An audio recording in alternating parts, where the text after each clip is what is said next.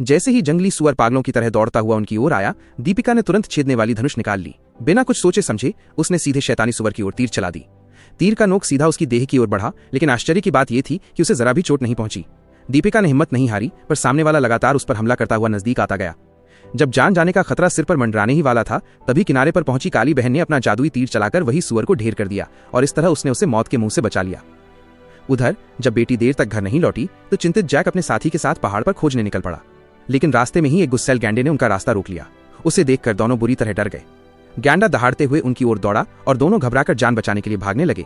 आगे आगे इंसान भाग रहे थे, पीछे पीछे गैंडा उनका पीछा कर रहा था। ये देख दोनों को अचानक एहसास हुआ कि वे शायद किसी खतरनाक जाल में फंस गए हैं। लेकिन तभी गैंडा ब्लास्ट हो गया।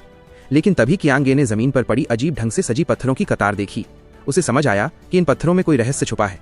अब उनकी जान बचाने का एक ही रास्ता था, उन्हें पत्थरों के इस पैटर्न का अनुसरण करते हुए दौड़ना होगा। किसी तरह दोनों ने पत्थरों की चाल पकड़कर सुरक्षित निकलने में कामयाबी पा ली। इस तरह अनजाने में ही इन दोनों ने गांव वालों की दो बड़ी मुसीबतों से छुटकारा दिला दिया। कहानी यहीं समाप्त होती है। देखने के लिए धन्यवाद।